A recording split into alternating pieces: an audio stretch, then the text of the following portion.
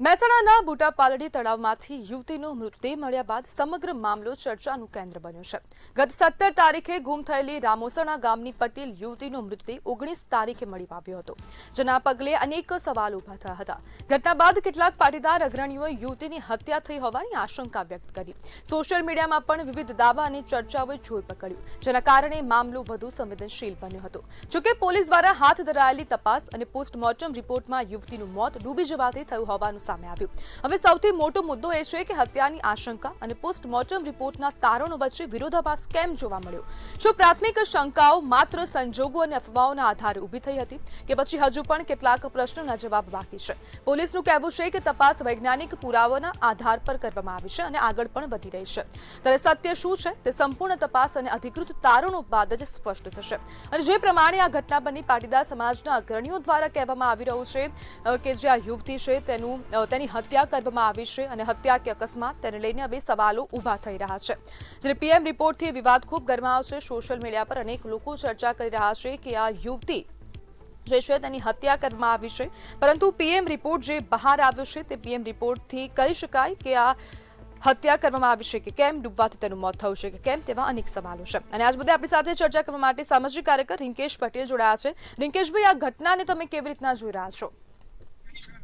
બેન, આ ઘટનાની તમને વાત કરું તો આ દીકરી લગભગ 10 દિવસથી ઘરેથી ગુમ હતી અને દીકરીની માતાએ પોલીસ સ્ટેશન એટલી વખત રજૂઆત કરી પણ પોલીસે આનો કોઈ જવાબ આપ્યો નહીં.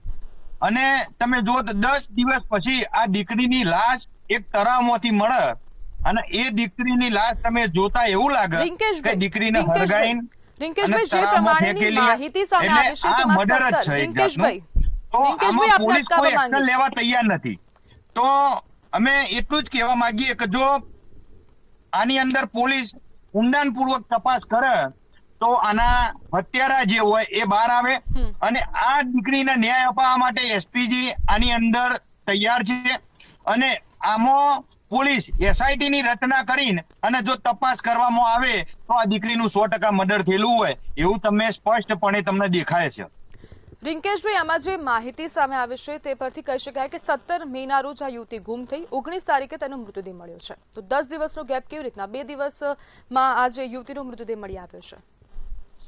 એ દીકરી ગુમ છે લગભગ અઠવાડિયે 10 દિવસ થયા હતા. એની માતાએ ઘણી વખત પોલીસ સ્ટેશનમાં પણ રજૂઆત કરી હતી પણ એ કોઈ જવાબ આપ્યો નથી ત્યાંથી. અને પોલીસ દ્વારા 17 તારીખે ફરિયાદ લેવાઈ છે એવું છે.